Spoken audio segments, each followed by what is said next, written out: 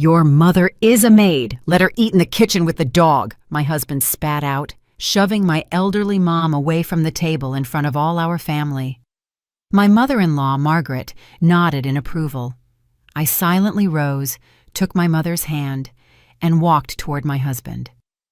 What I did in the next second was something they would remember for the rest of their lives. Alana Hayes stood by the panoramic window in the living room, watching the last rays of the October sun gild the tops of the pine trees. At 35, she seemed to have everything anyone could wish for. A spacious house in a high-end, gated community outside of Dallas, Texas. A husband, Victor Sterling, whom everyone considered successful, and a stable job at a major corporate firm.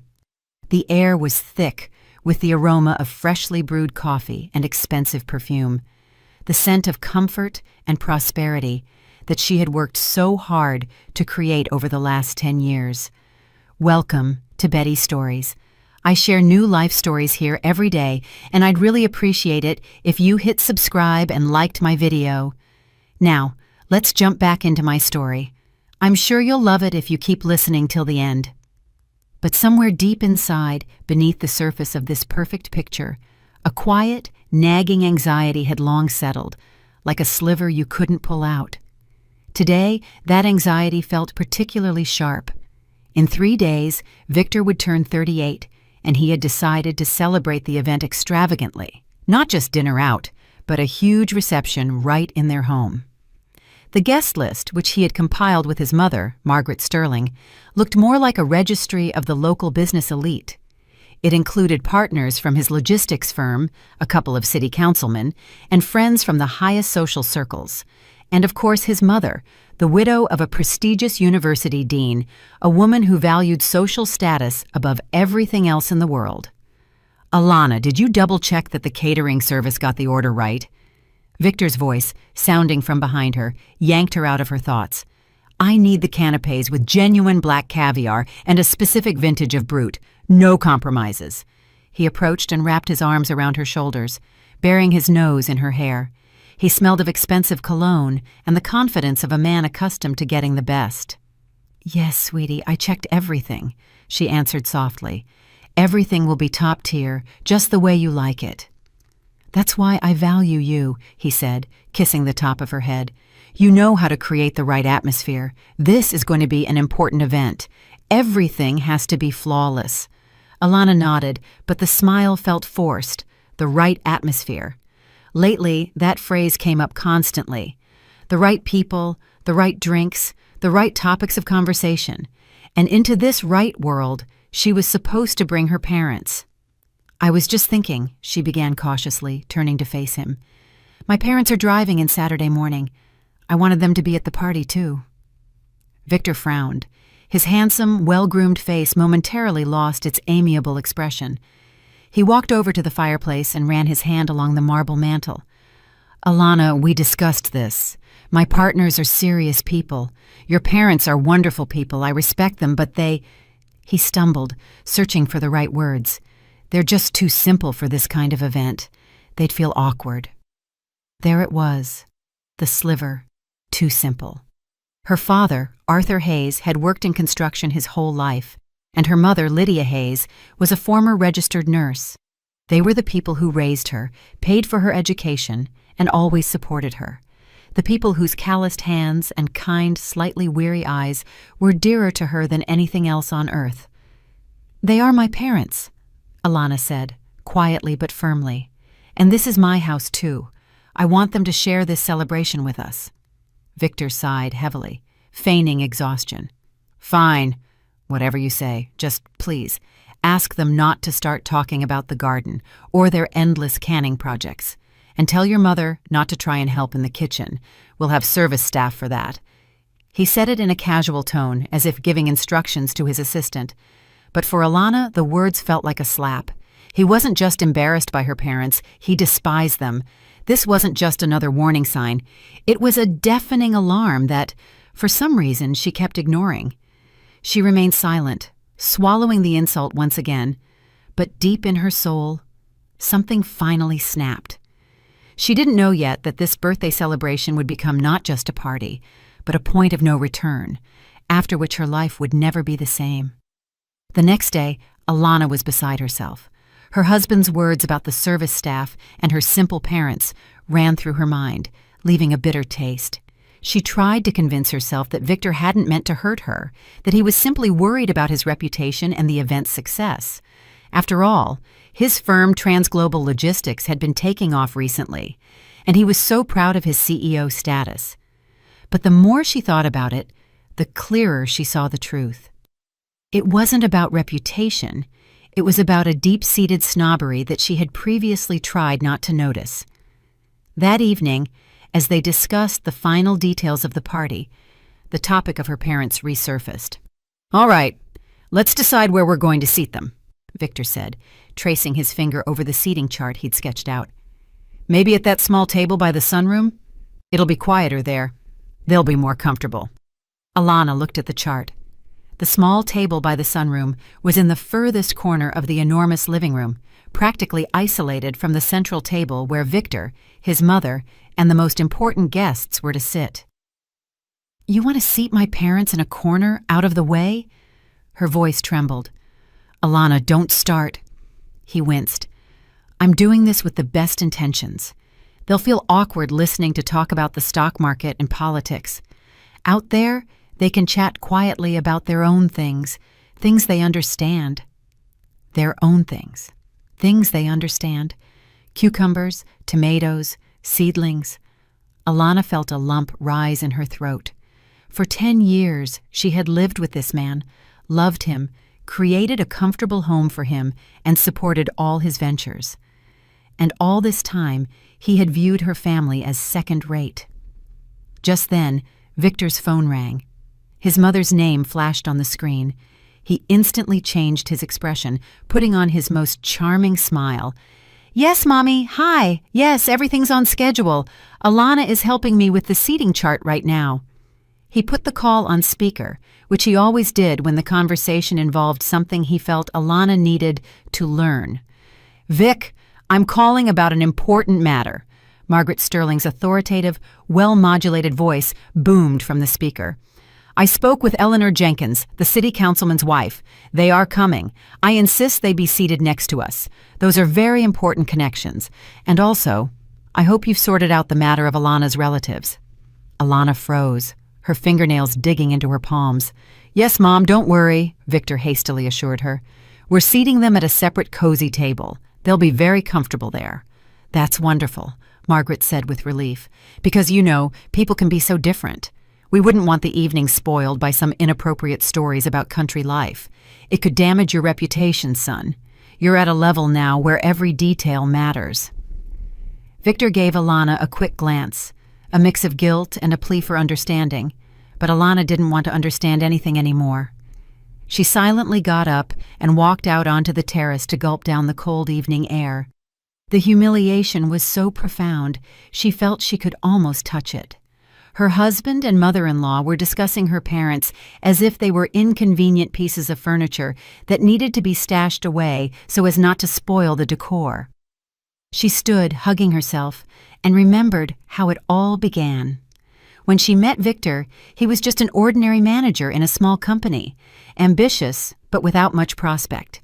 It was her father, Arthur Hayes, who saw potential in him and decided to help. He set up a separate firm for Victor, poured huge amounts of money into it, and made him CEO so his son-in-law would feel secure and could provide for his daughter. And now, this successful businessman, whose position was entirely owed to her simple father, was ashamed of his benefactors. When she returned to the room, Victor had finished the conversation. He approached her with a contrite look. "Alana, don't be upset with Mom. She's old school. All those formalities are very important to her. She's just worried about me." "And you think I'm not worried?" she asked quietly. "Worried that my parents, the most precious people to me, are about to be humiliated in my own home?" "No one is going to humiliate them," he flared up. "We just want everyone to be comfortable. Why do you always take everything so personally?" He spun around and marched into his office, slamming the door. Alana was left alone in the middle of the living room where the tables were already arranged for the upcoming party. And for the first time in years, she felt like a stranger in this big, beautiful yet cold house. The tension was mounting, and she knew that the upcoming birthday party would be a test not only for her nerves, but for their entire marriage. The next day, Alana threw herself into work, trying to distract herself from her gloomy thoughts. She was the lead marketer at her father's main company, although she and her family had agreed not to publicize this fact. To Victor and his circle, she was simply a hired specialist at some construction firm. This small lie, originally devised by her father not to hurt his son-in-law's ego, now seemed ugly and humiliating. She was working on a large new project, and the numbers, reports, and charts temporarily pushed the family problems out of her mind. But that evening, as she was packing up to go home, the phone rang. Her mother's number flashed on the screen. Alana smiled. Talking to her mom was always a welcome relief. "Hi, Mom," she said cheerfully into the receiver. "Hello, honey." Lydia Hayes' voice was quiet and somewhat hesitant. "Am I interrupting?" "No, not at all. I'm just finishing up. How are you and Dad?" "We're fine. Your dad is tinkering in the garage. I'm calling about something else. Don't laugh, okay?" Alana tensed up. That phrase always preceded a request or a problem that made her mom feel awkward. "Of course I won't. What is it?" "Well, we're coming for Victor's birthday on Saturday," Lydia hesitated. "And I was wondering what to wear. I don't have anything really formal. The dress I wore to my third cousin's wedding is old, and the style is all wrong, and you'll have important guests there." Alana's heart squeezed with tenderness and pain. Her mom, a simple, genuine woman, wasn't worried about how she would be received, but about not embarrassing her daughter, not looking like a fish out of water among Victor's stylish and polished guests. "Mom, what are you worrying about?" She tried to sound as upbeat as possible. "Wear whatever you're comfortable in. You're the prettiest woman in any outfit. The main thing is that you and Dad are there."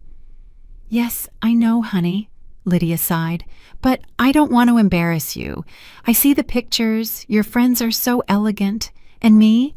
A plain dress, flats. Maybe I shouldn't come at all? Maybe your father and I can just stop by another day to wish him a happy birthday?" That question hit Alana hard. Her mother, her closest person, was ready to skip the celebration just so she wouldn't inconvenience her daughter or put her in an awkward position in front of her husband and his high-status relatives. This was the final straw. The hidden tension that had been building for days burst to the surface. "Mom," she said firmly, steel entering her voice, "don't even think about it. You and Dad will be the guests of honor at that party, and you know what?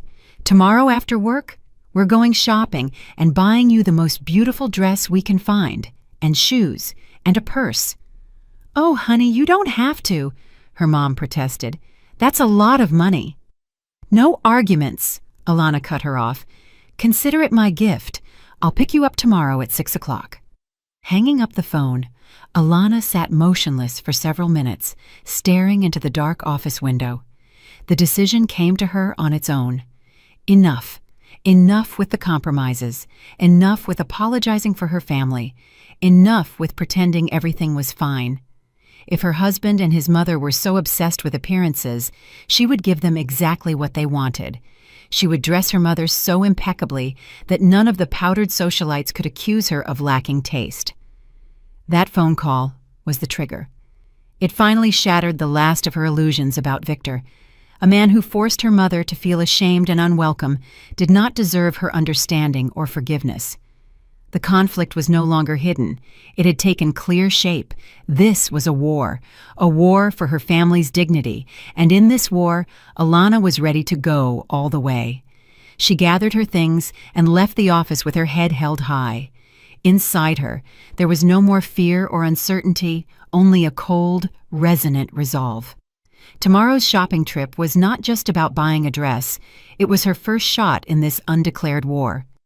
The next day, promptly at 6 o'clock in the evening, Alana parked her car in front of the modest, older townhome where her parents lived. She had deliberately not told Victor about her plans, saying she was staying late at the office for an urgent meeting. Lydia Hayes was already waiting for her by the entrance, wearing her best coat, looking both excited and embarrassed. "Maybe we shouldn't, Alana," she started again, getting into the car. "What am I going to do walking around boutiques at my age?" "Mom, we are going." Alana smiled, pulling away. "You're about to have a shopping therapy session." They drove to the largest and most upscale mall in the city. Alana confidently led her mother past the display windows, which made Lydia's eyes widen. She had never been to places like this and felt as if she had stepped into another world. "Honey, the prices here are probably what I make in a year," she whispered, clutching Alana's arm. "We are not thinking about prices today," Alana stated. She led her mother into an elegant evening wear salon. The consultants, recognizing Alana's expensive suit, immediately surrounded them with attention. Alana selected several designs and sent her mother into the fitting room. When Lydia emerged in the first dress, a rich sapphire blue made of flowing silk, elegantly cut and tailored, Alana gasped. The dress fit perfectly, accentuating her still slender figure and harmonizing beautifully with the silver in her hair and her kind blue eyes. "Mom, you are a queen," Alana breathed out. Lydia looked at her reflection with disbelief. She had never seen herself like this. All her life, she had worn practical, simple clothes. And suddenly, this chic, restrained luxury. To match the dress, they found delicate heels with a low, sturdy base, a small velvet clutch, and a single strand of natural pearls. When the transformation was complete, Lydia Hayes looked like an aristocrat, accidentally lost in the hustle of the modern world. "Thank you, honey," she whispered, tears in her eyes. "I never even dreamed of something like this." "You deserve it," Alana said, giving her a fierce hug. They got home late that evening. Arthur Hayes, seeing his wife, whistled in admiration. "Lydia, you look like a movie star." Lydia laughed happily, twirling around the room in her new dress. Alana watched her parents, and her heart filled with warmth. For these moments, she was ready to do anything. On Saturday morning, the Hayes family arrived.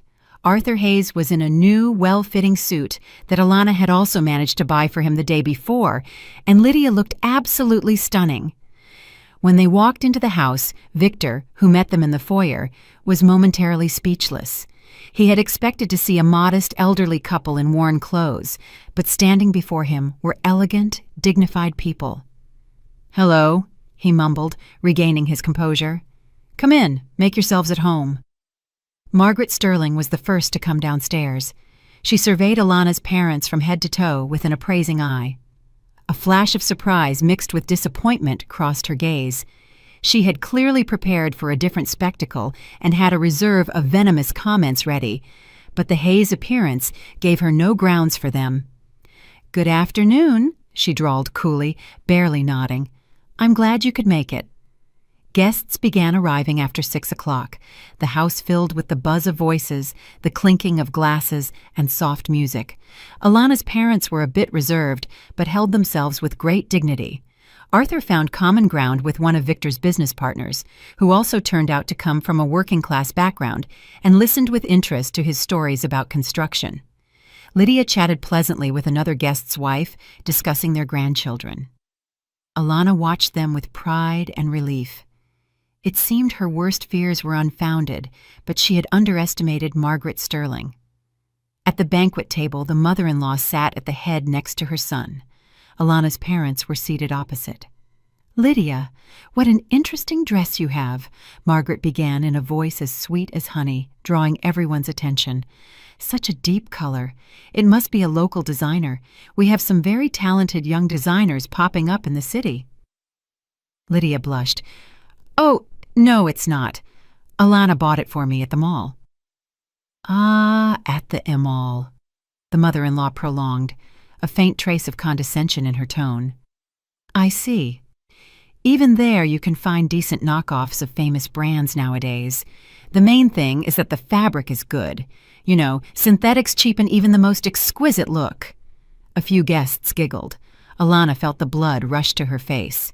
This was a direct insult, veiled as polite chatter. "Margaret," she interjected, trying to speak calmly, "the dress is natural silk from a well-known Italian brand, and it's not a knockoff, it's the original." The mother-in-law raised her eyebrows in feigned surprise. "Is that so, dear? I didn't realize that retired nurses could afford such outfits. It must have been quite expensive." She emphasized the word nurses, reminding everyone of Lydia's humble background. Arthur Hayes, who had been silent until then, placed his wide, working hand on his wife's.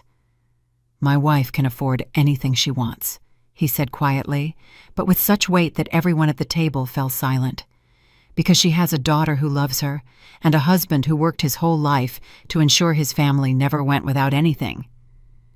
Margaret pursed her lips, realizing she had been rebuffed. The conflict had entered an open phase. Alana saw Victor sitting there, red as a lobster, but remaining silent, not daring to contradict his mother.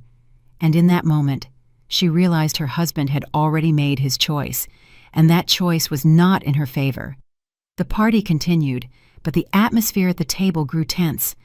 The guests, sensing a brewing storm, tried to talk about neutral subjects, but the awkwardness lingered in the air. Margaret went quiet, but her contemptuous glances at Alana's parents spoke volumes. Alana sat on pins and needles, awaiting the next attack. It was in this moment that her phone, resting on her lap beneath her napkin, vibrated. She discreetly glanced at the screen. It was Sidney Thomas, her father's right-hand man and the de facto manager of their family business. A call on a Saturday night could only mean one thing. Something serious had happened. She excused herself and walked out to the foyer, trying to leave without drawing attention. "Yes, Sidney. I'm listening." "Alana, I'm sorry to bother you on the weekend." His voice on the line was anxious. "We have an emergency. Remember the shipment of German parts for Transglobal that was supposed to arrive Monday?" "Of course I remember." Alana's blood ran cold. "Victor said it was a key shipment for his new contract." "Well, it's not coming. Customs won't release it." "Why not? What happened?" "Our supplier in Germany messed up the paperwork. They're missing some kind of compliance certificate. The cargo is stuck at the border. If we don't resolve the problem within 48 hours, it'll be shipped back." Alana leaned against the wall. This was a disaster. Victor's firm, Transglobal Logistics, was entirely dependent on the supplies organized by her father's company. This contract with a major auto plant was Victor's project of the year. Its failure meant not only enormous financial losses, but also a blow to the reputation he cherished so deeply. "What can be done?" she asked, trying to keep her composure. "I've already contacted the Germans. They're searching for the documents, but it might take time. There is another option. We have similar parts at our warehouse in Atlanta, but from a different manufacturer. We could quickly organize a truck delivery. It would arrive by Monday morning." "But what?" "But Victor would have to agree to the substitution. The manufacturer is different, even if the quality is just as good. And you know how particular he is about these things. He demands strict adherence to specs." "I'll talk to him.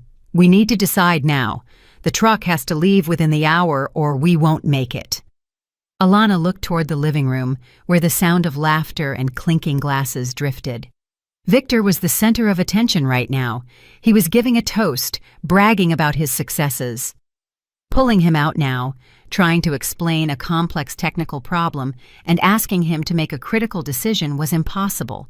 He would either fail to understand or throw a fit about being distracted from his party over minor details. "Sidney," she made a decision. "Send the truck. I'll take full responsibility. Process the documents as an emergency substitution under my order. I'll handle Victor myself." "Are you sure, Alana? If he refuses the shipment?" "He will accept it," she said firmly. "He won't have a choice." Hanging up, she stood in the silence of the foyer for several minutes, trying to calm her frantically pounding heart. The irony of fate. While her husband was showing off his successful business to guests, she, the daughter of simple parents, was secretly saving that very business from collapse. She was torn between maintaining face at this fake party and solving a real, serious problem. She returned to the table, trying not to show her anxiety. Victor was just finishing his toast. "I want to thank everyone who believed in me, my partners, my friends, and, of course, my mother, who has always been my pillar of support." He raised his glass, pointedly avoiding looking at Alana or her parents. Alana silently raised her glass. A cold fury grew inside her. He was thanking everyone but the people who had actually built his success from the ground up. He lived in their house, drove a car bought with her father's money, ran a firm created for him, and yet felt entitled to humiliate her family. She looked at her father. Arthur Hayes sat with an unreadable expression, but she knew he understood everything. He saw his son-in-law's arrogance, his wife's pain, and her own despair. But he remained silent, leaving it up to his daughter to decide what to do. He had always taught her to be strong. The situation grew more complicated by the minute. Pressure from her husband and mother-in-law, the humiliation of her parents, and now this supply crisis. Alana felt her patience was at its limit. She sat at a luxurious table in her beautiful home, surrounded by high-status guests, and felt like the loneliest, most miserable woman in the world. She knew an explosion was inevitable. The only question was, who would light the fuse? The evening rolled on. Guests gave routine toasts, praising Victor's talents and business acumen. He accepted the compliments with the air of a Caesar receiving gifts from conquered peoples. Margaret Sterling beamed, savoring her son's triumph. Alana's parents sat quietly, trying to be inconspicuous. Lydia barely touched her food, only occasionally taking a sip of sparkling water. Alana felt the tension in her reaching a critical point. Every boastful word from her husband echoed painfully inside her. She looked at him and didn't recognize him. Where was the man she had fallen in love with 10 years ago? The one who had promised to be her rock and protector? In his place sat a smug, pompous peacock who valued the opinion of strangers more than his own wife's feelings. The climax arrived unexpectedly, over a trifle. A server, hired by the catering service, was offering dessert. When he approached Lydia Hayes, she fumbled trying to take a pastry, accidentally knocking over her glass of cranberry punch. The bright red liquid spilled onto the white tablecloth, leaving an ugly stain right in front of her plate. "Oh, please forgive me," Lydia stammered, blushing furiously. She grabbed a napkin and tried to wipe up the puddle, but only smeared the stain more. In the ensuing silence, all eyes turned to her. Margaret Sterling twisted her lips into a look of disgust. Victor, who had been laughing merrily at someone's joke, abruptly fell silent. His face turned to stone. He slowly stood up, pushing his chair back. The look he cast upon his mother-in-law was full of icy contempt. "Mom!" he said loudly and clearly, making sure everyone heard. His voice rang with poorly concealed irritation. "Now why were you so careless? It's like you're not even in your own home." Lydia shrank under his gaze, wishing the floor would swallow her whole. "I didn't mean to, Vic, dear." But Victor wasn't listening. He surveyed the pale guests, inviting them to witness his magnanimity and, simultaneously, his righteous anger. "No harm done," he continued with a false smile. "The tablecloth can be thrown out. But perhaps, to avoid any further incidents, you would be more comfortable finishing your dinner somewhere else." He paused, enjoying the effect. The guests froze, not understanding what was happening. Alana felt her breath catch. "The servant's place is in the kitchen," Victor enunciated, every word whipping like a lash. "You can eat there. Our dog is having his dinner there right now, so you won't be lonely. You can watch to make sure he doesn't steal anything from the table." He took Lydia by the elbow and gently, but insistently, tugged her away from the table. "Come, I'll show you the way." In that moment, the world ceased to exist for Alana. All that remained was that humiliating gesture, those monstrous, unthinkable words spoken about her mother. She saw a tear roll down Lydia Hayes's cheek, saw her father, Arthur, clench his fists until his knuckles turned white, yet remain motionless, letting his daughter decide what to do. Victor was already leading a stunned, shame-faced Lydia away from the table. Margaret Sterling nodded approvingly. Her face was etched with frank triumph. She had won. She had proven to everyone who was boss in this house, and who was merely a random, inappropriate guest. The guests sat in deathly silence, appalled by the scene of public humiliation. Some looked away, others stared with open curiosity. It was in this very second that Alana realized she would not be silent anymore. Enough. The limit of her patience had been crossed. All bridges were burned. She silently, without a single word, stood up from her seat. Her movements were slow and deliberate. She pushed back her chair, adjusted her dress, and without looking at anyone, followed her husband and mother. She caught up with them halfway to the kitchen. "Victor, stop," she said. Her voice was quiet, but it held such a chill that Victor involuntarily paused and turned around. "What now?" he snapped impatiently. "I'm solving the problem your relatives created." "You're not solving a problem," Alana replied just as quietly. "You created one." She gently took her mother's hand, freeing her from Victor's grip. "Mommy, come with me." She led her mother back to the table, but not to their previous seats. She led her straight back to Victor's place. She stood right next to her husband. There was no love, no fear, and no hurt left in her eyes. Only emptiness and steel. What she did in the next second was something they would all remember for the rest of their lives. Alana didn't scream. She didn't cry. She just stood before her husband, holding her trembling mother's hand, and looked at him. She looked for a long time, studying him as if seeing him for the first time, and in that gaze was such contempt and cold fury that Victor instinctively stepped back. "Sit," she told him. It wasn't a question or a request. It was an order. He obeyed, dropping into his chair at the head of the table, not understanding why. Alana seated her mother back at her place and remained standing behind her husband. She surveyed the frozen guests, lingered on Margaret Sterling's ashen face, and looked back at Victor. "You called my mother a maid," she said in that same icy, lifeless voice.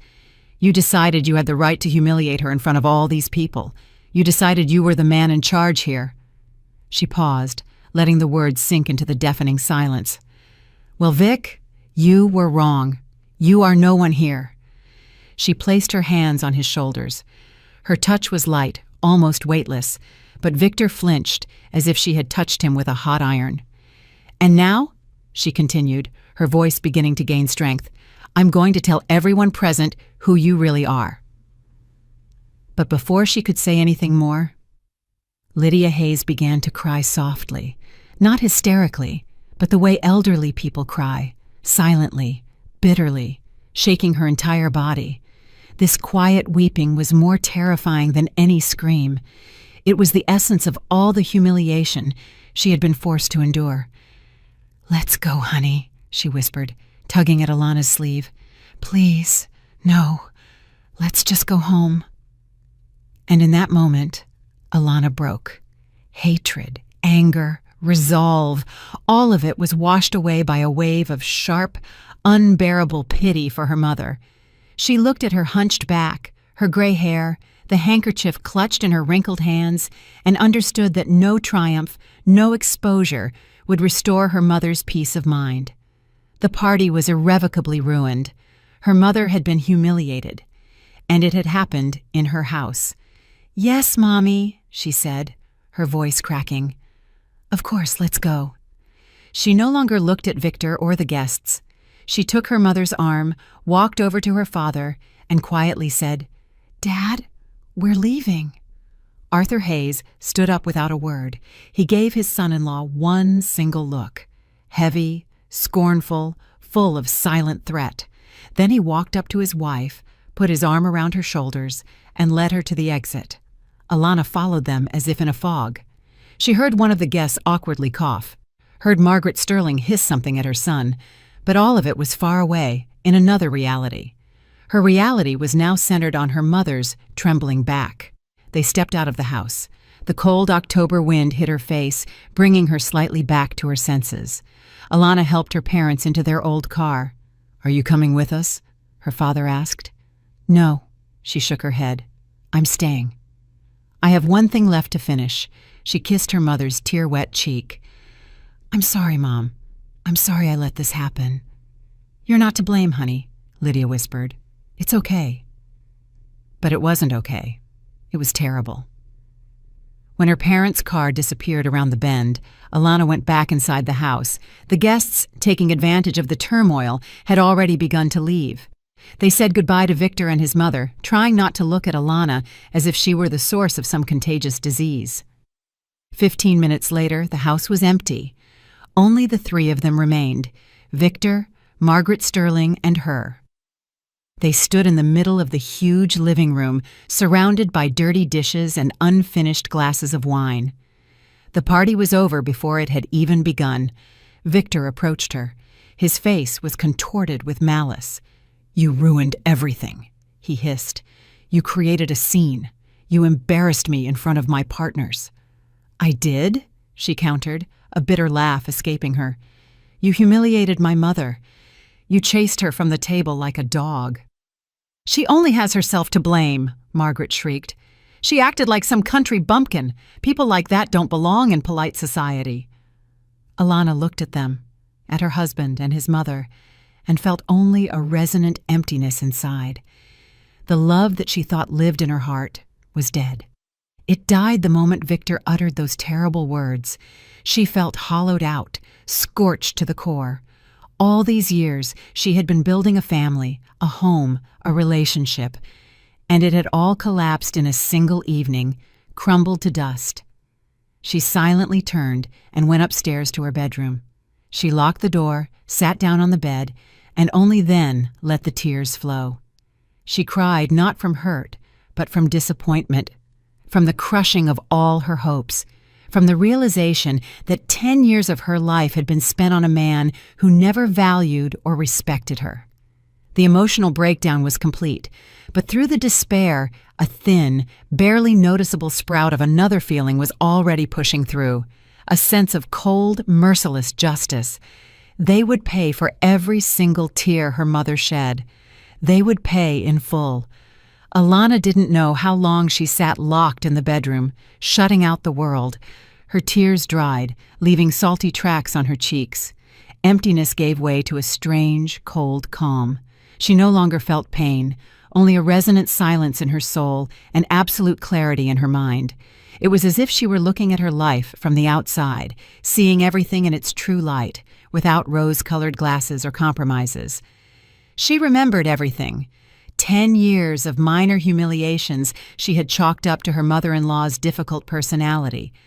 10 years of condescending jokes from her husband about her simple parents that she had ignored to avoid causing a scene. She remembered celebrating his successes, never questioning the cost to her family. She had lived in an illusion, and today that illusion had been destroyed in the cruelest way possible. A soft knock came at the door. "Alana, open up!" Victor's voice sounded muffled. "Let's talk." She remained silent. There was nothing to talk about. All the words had been spoken downstairs at the banquet table. "Alana, don't be a child. Your mother was oversensitive, and I was impulsive. It happens. We're family. We need to forgive each other." "Your mother was oversensitive. Not I acted like a complete jerk, but your mother is to blame." Even now he couldn't admit his guilt. He shifted the responsibility onto the victim. It was in this moment that something clicked in Alana's head. The pain and despair finally transformed into a cold, calculating fury. She realized she was dealing not just with a selfish and spoiled man, but with an enemy who lived under the same roof, slept in the same bed, and cynically exploited her love and her family's kindness. And she had to deal with him like an enemy, without mercy or leniency. She stood, walked to the mirror, and looked at her reflection. A stranger stared back at her, a woman with a firm, resolute gaze and tightly compressed lips. No more tears, no more weakness. She opened the door. Victor stood in the hallway with a bewildered yet angry face. "Finally," he grumbled. "I thought I was going to have to break the door down." "You won't have to," she replied calmly. "I have something to tell you." They went downstairs. The living room was in chaos. Margaret Sterling was sitting in an armchair with a glass of brandy. Her face expressed extreme displeasure. Well, is the tantrum over? She asked sarcastically. I hope you're going to apologize to Victor for ruining his birthday. No, Alana replied just as calmly. You two are the ones who will be apologizing. She walked over to the phone and dialed a number. Dad, hi, it's me. I have a request. Arthur Hayes was always more than a father to her. He was an ally, a brick wall, a man who spoke little but acted decisively. He listened to her without interrupting. Are you sure, honey? He asked when she was finished. Absolutely, she said firmly. Good, it will be done. She hung up and turned to the frozen Victor and his mother. Their eyes showed bewilderment. They didn't understand what was happening. What was that? Victor asked. What are you plotting? Nothing special, Alana shrugged. Just deciding to put my life and yours in order. She sat down in a chair opposite her mother-in-law. Margaret, you've always been so proud of your background, your sophistication. You considered my parents to be second-rate. You thought that money and status gave you the right to humiliate others. Well, you were deeply mistaken. At this moment, the strength she had inherited from her father emerged in her voice, the strength of a person who knows her worth and won't let anyone trample her dignity.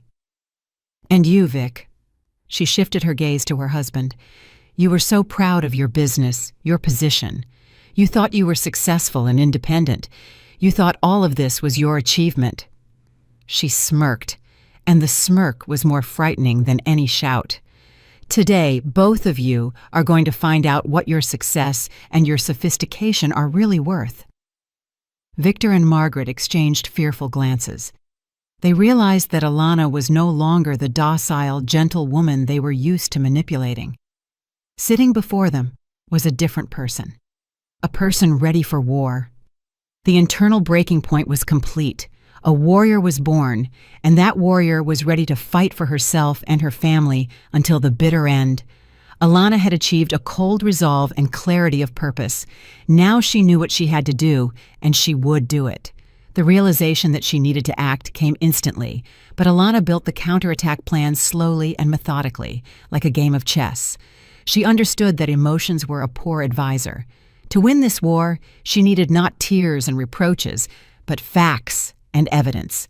She needed to rip the masks of prosperity off her husband and mother-in-law and show everyone their true, ugly faces. The next morning, Alana started her day not with coffee, but with a trip to the office. On Sunday, she told a bewildered Victor that she needed to prepare an urgent report, but her real destination was her father's private office. That was where the key to her and Victor's successful life was hidden. Arthur Hayes was waiting for her. He silently opened his massive safe and took out a thick leather folder labeled Transglobal. It's all here, he said simply, placing the folder on the desk. From day one. Alana opened the folder. Inside were neatly filed documents concerning her husband's firm. The founding agreement, which showed that 99.9% of the company's shares belonged to an offshore firm whose sole owner was Arthur Hayes. Her husband, Victor Sterling, owned only 1%, which gave him the right to be called a co-founder, but no real power whatsoever. Next were the bank statements. All the initial investments, all subsequent infusions for business development, for buying trucks, for warehouse leasing, all of it was her father's money, millions of dollars transferred from the accounts of his main company. Victor hadn't invested a single penny in the business. She kept turning pages, the deed of sale for their suburban house. Buyer, Arthur Hayes. The lease agreement for the same house, concluded between her father and her, Alana, for a symbolic sum of $10 a month. Victor wasn't even listed on the agreement. Legally, he lived in that house under sufferance, as his wife's guest. The title to his shiny black SUV. Owner, Transglobal Logistics. The car was company property. Alana methodically photographed every document with her phone. Each photo was like a bullet loaded into a chamber. This was her weapon. "Dad, why did you do all this?" she asked, not looking up from the documents. "Why did you create this illusion of success for him?" Arthur Hayes sighed heavily. I wanted my daughter to be happy. When you met him, you glowed. He was ambitious, but empty. No backbone, no capital. I thought if I gave him a start, he would grab it, develop, and become a real man. I wanted him to be worthy of you, for you to be proud of him. And I was proud, Alana said with a bitter laugh. Proud of an empty suit. I was wrong, honey, her father said quietly. I created a warm bath for him, and he got used to it and decided it would last forever. He forgot who was filling the tub with water. It's time to remind him. Returning home, Alana began the second part of her investigation. She sat down at the computer and searched for information about Margaret Sterling. She knew her mother-in-law had sold her professor's apartment in the city center several years ago, supposedly to help her son with his business. Alana had always believed this touching story of maternal sacrifice. Using open real estate databases, she quickly found information about the transaction. The apartment had indeed been sold. But in the same month, Margaret Sterling had become the owner of another property, a small but cozy one-bedroom apartment in a new, prestigious high-rise. And the cost of this new apartment was virtually equal to the sum she had made from selling the old one. There was no sacrifice. It was a clever maneuver. The mother-in-law had simply upgraded her living situation, but presented it to her son and daughter-in-law as an act of self-denial. Moreover, she wasn't living in the new apartment. She was renting it out, receiving a stable monthly income that, of course, no one knew about. She continued to live with them, enjoying all the comforts of their home, while complaining about being short on cash. Alana screenshotted all the documents. The picture was growing increasingly ugly. This wasn't just a family of snobs. It was a family of professional manipulators and liars who had been leading her on for years. The final touch in her investigation was a call to an old family friend who worked at a bank. She asked him to unofficially check Victor's credit history. The answer came back an hour later and completely shocked her. Over the past 2 years, Victor had taken out 3 major personal loans from different banks, totaling almost $150,000. The money had been taken without her knowledge and was clearly not spent on family needs. Where did it go? Expensive watches, fishing trips with friends, maintaining the image of a successful businessman, and he was likely paying off these loans using the money allocated to Transglobal for corporate expenses. Again, her father's money. Now, Alana had the full set: financial fraud, lies about real estate, hidden debts. She organized all the collected materials into a separate folder on her laptop, simply titling it Judgment Day. She understood that a simple conversation would not be enough. She didn't just need to present them with the facts. She needed to do it in such a way that they could never recover from the blow. The exposure had to be public and devastating, and she already knew when and how it would happen. All week, Alana acted as if nothing were wrong. She was pointedly polite to Victor, discussed work matters with him, and asked his opinion about the dinner menu. Seeing her composure, he relaxed, convinced that his wife had gotten over her anger and had accepted the situation. He even tried several times to bring up the incident with her mother, suggesting it was an unfortunate misunderstanding and they needed to forget about it to save their marriage. Margaret Sterling also changed tactics. She stopped making barbed comments and began playing the role of the caring mother-in-law. She called Alana, asked about her health, and gave household advice. Both of them thought the storm had passed. They didn't know it was merely the calm before the true hurricane. On Friday morning, while Victor was at work, Alana delivered her first strike. It wasn't an emotional outburst, but a precise, calculated legal move. She called her father. "Dad, it's time." "Understood," Arthur Hayes replied briefly. An hour later, an unscheduled audit descended upon Transglobal Logistics office.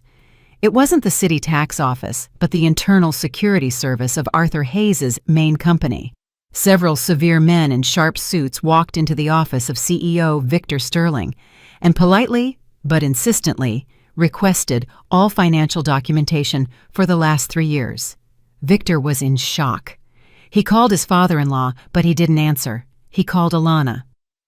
"Alana, what is going on?" he yelled into the phone. "There are people here from your dad's company. They're demanding all the documents. They're talking about an audit." "Calm down, Vic," she answered in an icy tone. "It's a standard procedure. The parent company has the right to audit its subsidiaries. You're not hiding anything, are you? Everything is above board, right?" A silence hung in the air. Victor knew perfectly well that everything was not above board. Those loans, the corporate expenses he had spent on himself, all of it could surface. I'm coming home now. We need to talk," he stammered in a panic. "Don't bother," Alana cut him off. "I'm busy today. I have a meeting with my lawyer." "What lawyer? For a divorce?" She hung up before he could finish the question. The second step was blocking all accounts. Alana went to the bank where she and Victor had a joint family account, which received part of her salary and which her husband habitually used freely. She filed a request to close joint access and transferred all funds to her personal account, opened at a different bank. Then, she canceled all supplementary credit cards issued in her name that Victor also used. He found this out when he tried to pay for lunch at an expensive restaurant where he had gone, as was his habit, to relieve stress. The card was declined, and so was the second one.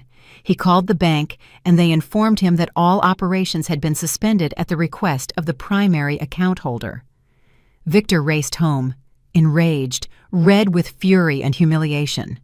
"What are you doing?" he roared from the threshold. "You blocked all the cards. I couldn't pay for lunch. I had to borrow money from the waiter."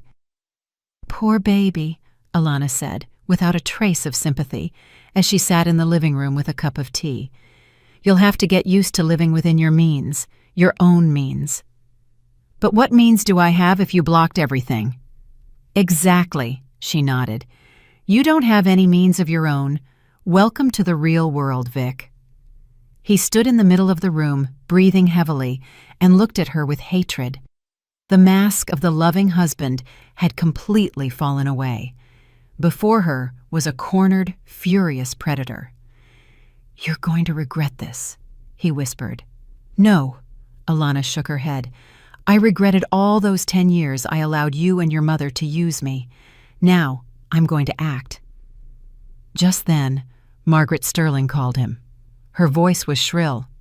"Vic, I just got a notification from the real estate agency. My apartment, the one I'm renting out, has been listed for sale. What is happening?" Alana smirked. This was the cherry on top. That morning, she had contacted the realtor who handled her mother-in-law's rental. Presenting herself as Margaret's authorized representative, she had all the necessary data. She asked them to urgently list the apartment for sale at a price below market value. She knew this would cause panic. Victor looked at his wife in horror. "Was that you too?" "It was me," she confirmed. "I just decided to help your mother. She'll probably need money for lawyers. From the looks of things, she'll need them soon." Victor and his mother had received the first hits. Their financial stability, based on her family's money, had collapsed in a single day. Their confidence in their own impunity was undermined. They were in shock, and this was only the beginning. Alana saw the fear and panic in their eyes and knew she had chosen the right tactic. Now they would start making mistakes, and she would wait and record every one of them. Panic is a terrible strategist.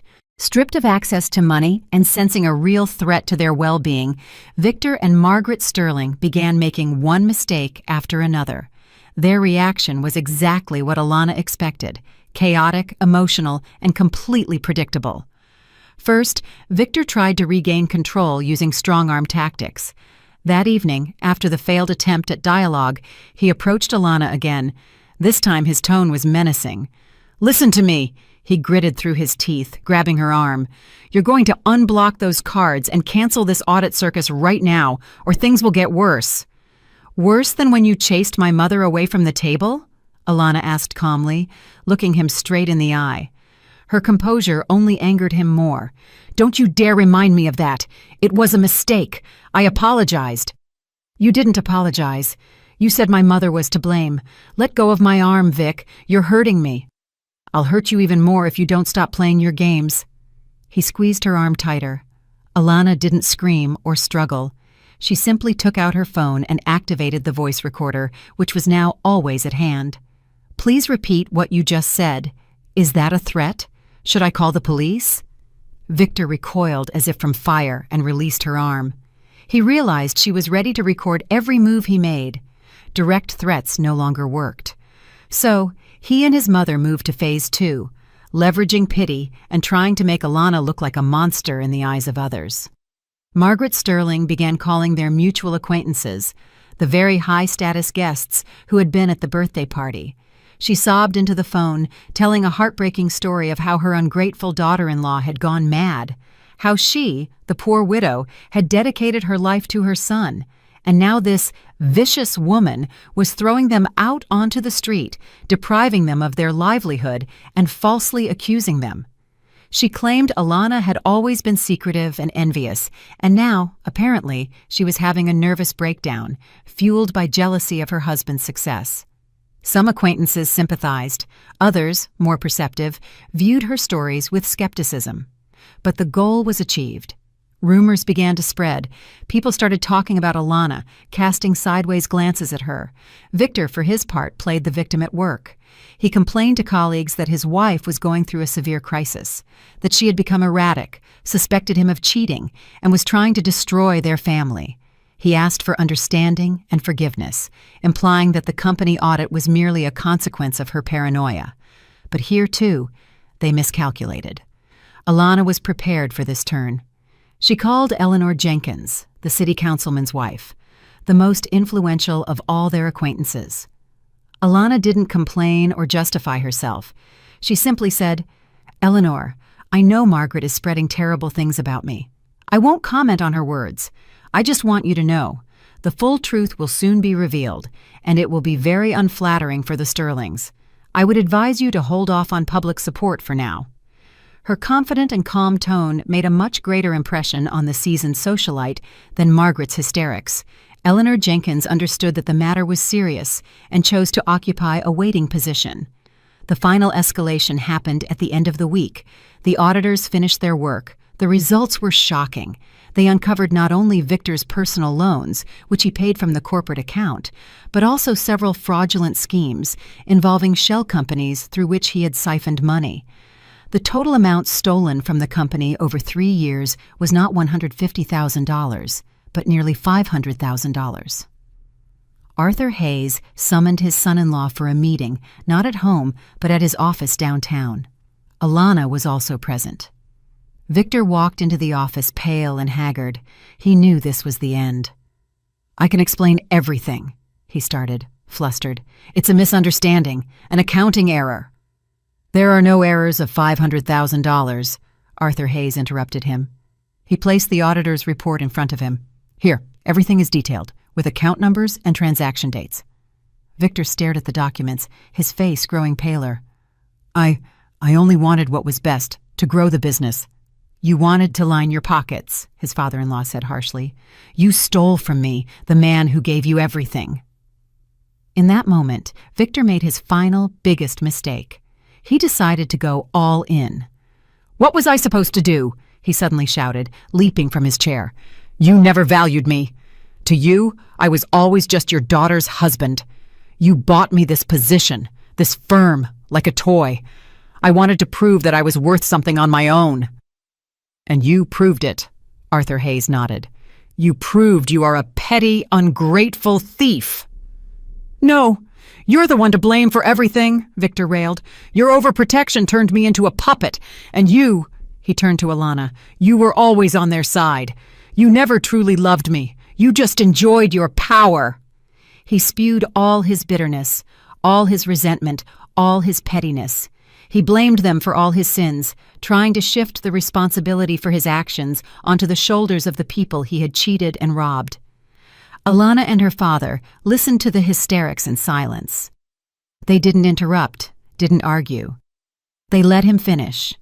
When he finally fell silent, gasping for breath, Arthur Hayes calmly said, "You have 2 options, Victor. First, I hand all these materials over to the police. Fraud in a severe degree. That's up to 10 years in federal prison. Your mother, by the way, would go along as an accomplice. Some accounts were opened in her name." "And the second?" Victor rasped. "Second, You sign a divorce settlement agreeing to waive all claims to marital assets. You leave my house with one suitcase. I, of course, take the firm back. And the $500,000 debt? You will repay it. You will work. And half of your salary will be withheld toward the repayment. To the last dime. Victor collapsed into the chair. He was utterly crushed. Choose, Arthur Hayes said. Panic and fury had trapped him in a corner. He had signed his own death warrant, and Alana knew which option he would choose, the option that would allow him to remain free, but that freedom would cost him everything he had. The choice for Victor was obvious. Between the prospect of prison and the loss of all material benefits, he chose the latter without hesitation. His arrogance and greed had evaporated, replaced by animalistic fear. "I agree," he whispered, not raising his eyes. "I thought you would." Arthur Hayes nodded. He pressed a button on the intercom. "Marina, please send in the lawyers." A minute later, 2 specialists from the company's legal department entered the office. Pre-prepared documents were already laid out on the table: the divorce agreement, the waiver of asset claims, and the debt restructuring contract with the company. Victor read the papers with trembling hands. Every clause was like a nail being hammered into the coffin of his former carefree life.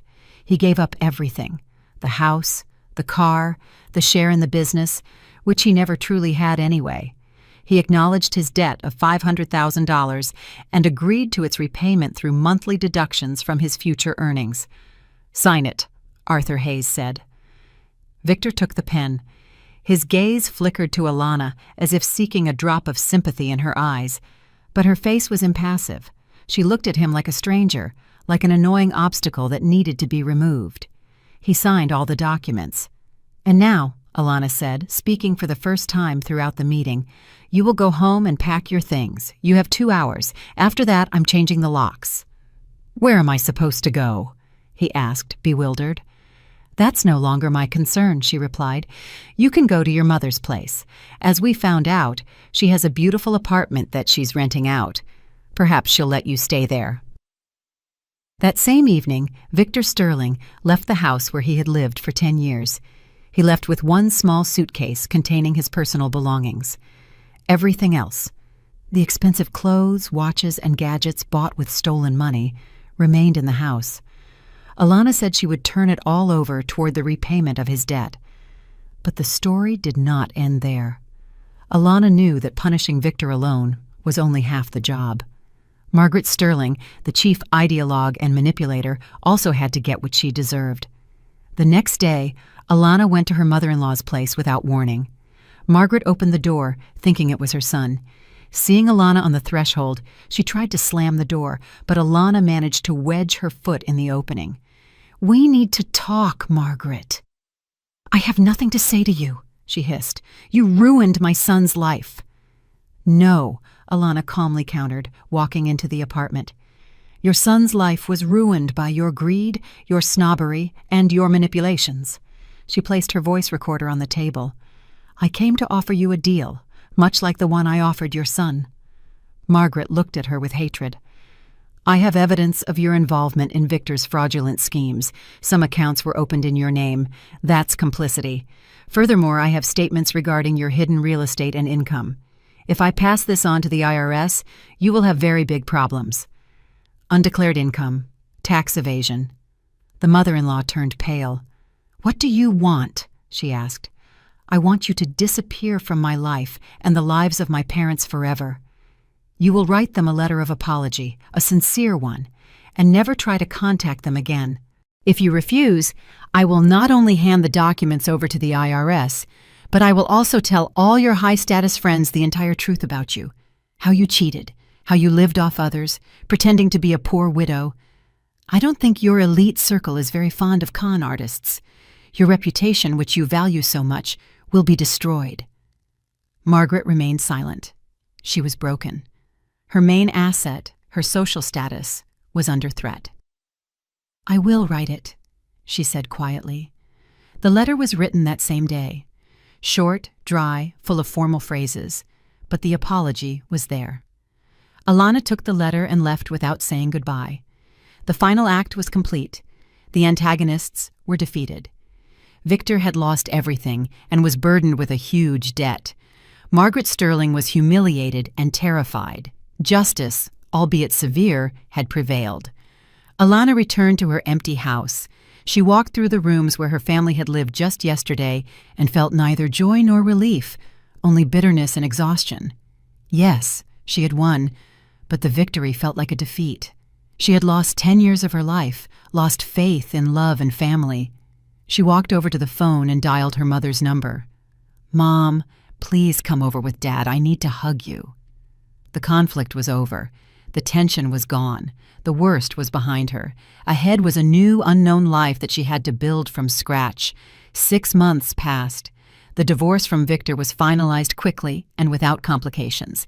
The agreement he had signed left him no recourse. He found work as an ordinary sales manager at a small firm, with half his salary automatically going toward debt repayment. He lived with his mother in that same one-bedroom apartment she had once secretly rented out. Their world, built on lies and other people's money, had crumbled, leaving behind only the wreckage of broken dreams and bitter disappointment. Alana sold the massive suburban house. It was too big for her alone and held too many painful memories. With the money, she bought a spacious, bright loft apartment downtown with windows overlooking a quiet park. She personally handled the design, chose the furniture, creating a space that reflected her new self, strong, independent, and free. She did not return to her marketer position. Her father, seeing how much she had changed, how she had matured, and been hardened by the fight, made a decision he had been considering for a long time. He made her his vice president and business partner. "You proved you have backbone, honey," he told her, signing the documents. "You are smarter and tougher than I thought. This company is your future. You can handle it." And she did. Alana threw herself into work, finding salvation and self-realization in it. She proved to be a talented leader, tough but fair. People respected her, and competitors feared her. The soft, compliant woman who was afraid to offend her husband and mother-in-law was a thing of the past. Her parents, Lydia and Arthur Hayes, visited her more often. They no longer felt awkward. In Alana's new apartment, there was no room for snobbery or pretense. They sat in her cozy kitchen, drank tea with homemade pie, and talked about simple yet important things. Looking at her mother's happy, peaceful face, Alana knew she had done the right thing. She had protected not only herself, but also them, restoring their sense of self-worth. One day, while sorting through old things, she stumbled upon her wedding album. In the 10-year-old photos, she and Victor looked so happy. She stared for a long time at the smiling young man who had promised to love her forever and felt nothing but a slight sadness, not for him, but for the naive girl she once was. She wasn't looking for a new relationship. The pain of the betrayal hadn't fully faded, and the scars on her heart were still a reminder. But she was no longer afraid of loneliness. She had learned to value it, finding time in it for herself, for her thoughts, for her growth. One night, returning late from work, she saw Victor in the courtyard of her building. He stood in the rain without an umbrella, looking up at her lighted windows.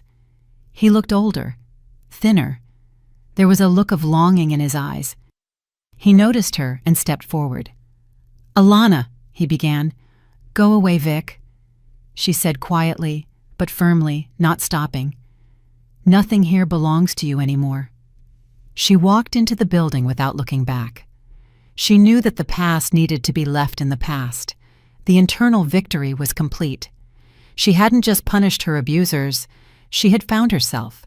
She understood that her strength was not in money or status, but in her ability to be honest with herself and others, to defend her boundaries, and to never let anyone humiliate her. That evening, sitting in her new, comfortable armchair with a book in her hands, she looked out at the lights of the city and thought about the future. It no longer seemed frightening or lonely. It was full of possibilities, and she was ready for it. Ready to build her life by her own rules, where the most important things were not the right people, but genuine feelings, love, respect, and dignity. And she knew she would never allow anyone to take that from her again. I'm really glad you're here and that I could share my story with you. If you liked it, show me by liking the video and subscribing to my channel. Let's see how many of us there are. Write in the comments which city you're watching from and what time it is. I'm so curious to know where all you wonderful people are tuning in from. If you want to support me a little extra, you can also send a small donation. I share new life stories for you every single day, and now 2 of my most popular stories will pop up on the screen so you can choose what to watch next.